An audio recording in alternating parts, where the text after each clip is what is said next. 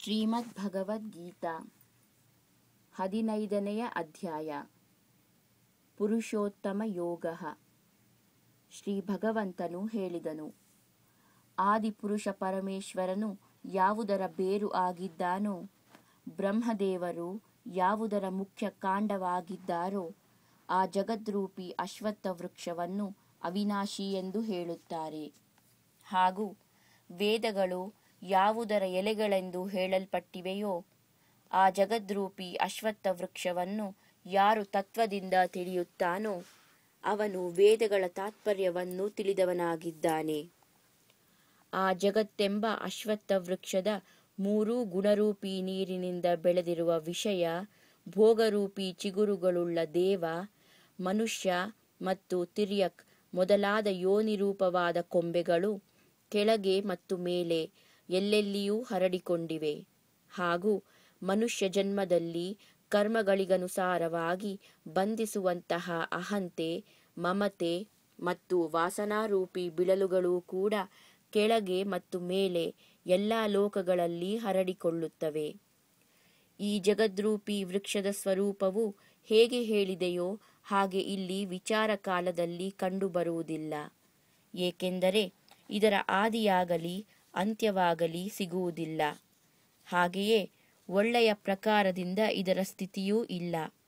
ಅದಕ್ಕಾಗಿ ಅಹಂತೆ, ಮಮತೆ ಮತ್ತು ವಾಸನಾರೂಪವಾದ ಅತಿ ದೃಢ ಮೂಲಗಳುಳ್ಳ ಜಗತ್ರೂಪಿ ಅಶ್ವತ್ಥ ವೃಕ್ಷವನ್ನು ದೃಢವಾದ ವೈರಾಗ್ಯರೂಪಿ ಶಸ್ತ್ರದ ಮೂಲಕ ಕತ್ತರಿಸಿ ಹಾಕಿ, ಅದರ ನಂತರ ಯಾವುದರಲ್ಲಿ ಹೋಗಿರುವಂತಹ ಪುರುಷನು ಮತ್ತೆ ಜಗತ್ತಿನಲ್ಲಿ ಮರಳಿ ಬರುವುದಿಲ್ಲವೋ, ಆ ಪರಮಪದರೂಪಿ ಪರಮೇಶ್ವರನನ್ನು ಚೆನ್ನಾಗಿ ಅರಸಬೇಕು.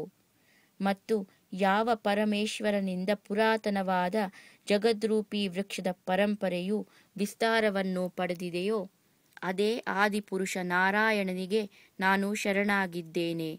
ಈ ಪ್ರಕಾರವಾಗಿ ದೃಢ ನಿಶ್ಚಯ ಮಾಡಿಕೊಂಡು ಆ ಪರಮೇಶ್ವರನ ಮನನ ಮತ್ತು ನಿಧಿಧ್ಯಾಸನ ಮಾಡಬೇಕು.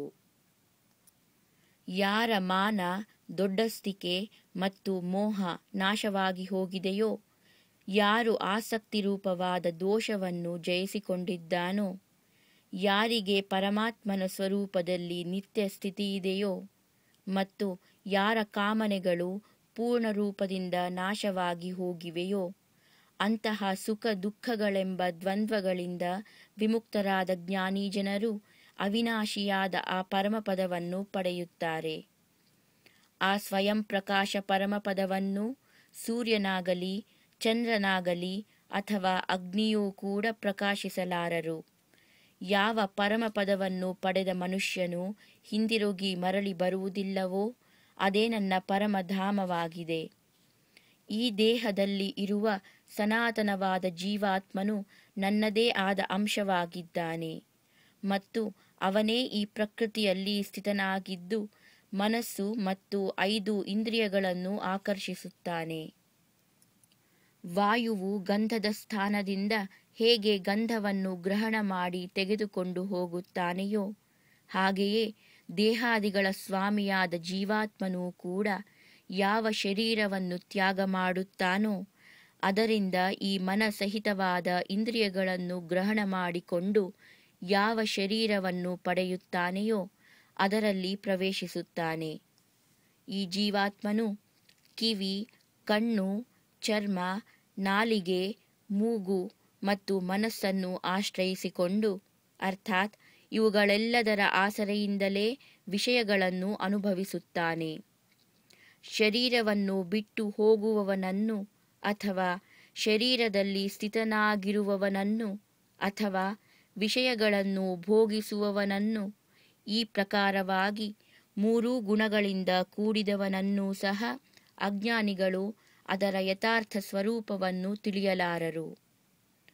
ಕೇವಲ ಜ್ಞಾನರೂಪಿ ನೇತ್ರಗಳುಳ್ಳ ವಿವೇಕಶೀಲರಾದ ಜ್ಞಾನಿಗಳೇ ತತ್ವದಿಂದ ತಿಳಿಯುತ್ತಾರೆ. ಪ್ರಯತ್ನಶೀಲರಾದ ಯೋಗಿ ಜನರೇ ತಮ್ಮ ಹೃದಯದಲ್ಲಿ ಸ್ಥಿತನಾಗಿರುವ ಈ ಆತ್ಮನನ್ನು ತತ್ವದಿಂದ ಬಲ್ಲರು.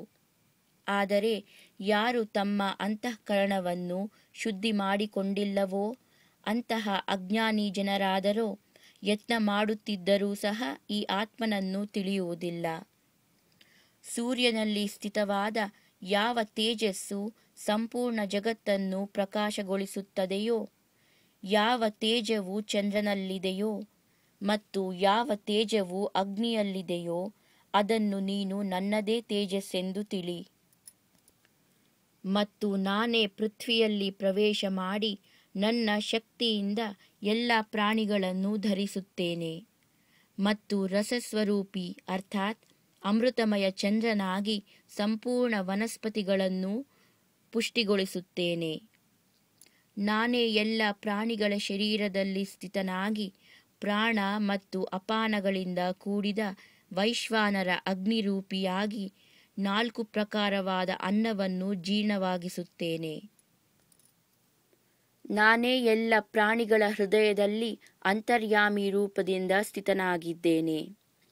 ನನ್ನಿಂದಲೇ ಸ್ಮೃತಿ ಜ್ಞಾನ ಉಂಟಾಗುತ್ತದೆ ಹಾಗೂ ಸಂಶಯಾದಿ ದೋಷಗಳ ನಿವಾರಣೆಯಾಗುತ್ತದೆ ಮತ್ತು ಎಲ್ಲ ವೇದಗಳ ಮೂಲಕ ನಾನೇ ತಿಳಿಯಲು ಯೋಗ್ಯನಾಗಿದ್ದೇನೆ ಹಾಗೂ ವೇದಾಂತದ ಕರ್ತೃ ಮತ್ತು ವೇದಗಳನ್ನು ಬಲ್ಲವನೂ ಸಹ ನಾನೇ ಆಗಿದ್ದೇನೆ. ಈ ಜಗತ್ತಿನಲ್ಲಿ ನಾಶವಾಗುವ ಹಾಗೂ ನಾಶವಾಗದೇ ಇರುವ 2 ಪ್ರಕಾರದ ಪುರುಷರಿದ್ದಾರೆ. ಇವರಲ್ಲಿ ಸಂಪೂರ್ಣ ಭೂತ ಪ್ರಾಣಿಗಳ ಶರೀರವಾದರೂ ನಾಶವಾಗುವಂತಹುದು ಮತ್ತು ಜೀವಾತ್ಮನು ಅವಿನಾಶಿಯೆಂದು ಹೇಳಲಾಗುತ್ತದೆ. ಇವರಿಬ್ಬಗಿಂತ ಉತ್ತಮ ಪುರುಷನಾದರೋ ಬೇರೆಯೇ ಆಗಿದ್ದಾನೆ. ಯಾರು 3 ಲೋಕಗಳಲ್ಲಿ ಪ್ರವೇಶ ಮಾಡಿ ಎಲ್ಲರ ಧಾರಣೆ ಪೋಷಣೆ ಮಾಡುತ್ತಾನೆಯೋ ಅವನನ್ನು ಅವಿನಾಶಿ ಪರಮೇಶ್ವರ ಮತ್ತು ಪರಮಾತ್ಮ ಈ ಪ್ರಕಾರವಾಗಿ ಹೇಳಲಾಗಿದೆ. ಏಕೆಂದರೆ ನಾನು ನಾಶವಾಗುವ ಜಡವರ್ಗ ಕ್ಷೇತ್ರಕ್ಕಿಂತ ಆದರೂ ಸರ್ವಥಾ ಅತೀತನಾಗಿದ್ದೇನೆ ಮತ್ತು ಅವಿನಾಶಿಯಾದ ಜೀವಾತ್ಮನಿಗಿಂತಲೂ ಕೂಡ ಉತ್ತಮನಾಗಿದ್ದೇನೆ. ಆದ್ದರಿಂದ ಲೋಕದಲ್ಲಿ ಮತ್ತು ವೇದದಲ್ಲಿ ಕೂಡ ಪುರುಷೋತ್ತಮನೆಂಬ ಹೆಸರಿನಿಂದ ಪ್ರಸಿದ್ಧನಾಗಿದ್ದೇನೆ. ಹೇ ಅರ್ಜುನ, ಯಾವ ಜ್ಞಾನಿ ಪುರುಷನು ನನ್ನನ್ನು ಈ ಪ್ರಕಾರವಾಗಿ ತತ್ವದಿಂದ ಪುರುಷೋತ್ತಮನೆಂದು ತಿಳಿಯುತ್ತಾನೋ ಆ ಸರ್ವಜ್ಞಾನದ ಪುರುಷನು ಎಲ್ಲ ಪ್ರಕಾರದಿಂದ ನಿರಂತರವಾಗಿ ವಾಸುದೇವ ಪರಮೇಶ್ವರನಾದ ನನ್ನನ್ನೇ ಭಜಿಸುತ್ತಾನೆ. ಹೇ ನಿಷ್ಪಾಪನಾದ ಅರ್ಜುನ, ಈ ಪ್ರಕಾರವಾಗಿ ಈ ಅತಿ ರಹಸ್ಯಯುಕ್ತವಾದ ಗೋಪ್ಯವಾದ ಶಾಸ್ತ್ರವು ನನ್ನ ಮೂಲಕ ಹೇಳಲಾಯಿತು. ಇದನ್ನು ತತ್ವಶಃ ತಿಳಿದು ಮನುಷ್ಯನು ಜ್ಞಾನಿಯೂ ಮತ್ತು ಕೃತಾರ್ಥನೂ ಆಗಿಬಿಡುತ್ತಾನೆ. ಓಂ ತತ್ಸದಿತಿ ಶ್ರೀಮದ್ಭಗವದ್ಗೀತಾಸೂಪನಿಷತ್ಸು ಬ್ರಹ್ಮವಿದ್ಯಾಯಾಂ ಯೋಗಶಾಸ್ತ್ರೇ ಶ್ರೀಕೃಷ್ಣಾರ್ಜುನ ಸಂವಾದೇ ಪುರುಷೋತ್ತಮಯೋಗೋ ನಾಮ ಪಂಚದಶೋಧ್ಯಾಯಃ.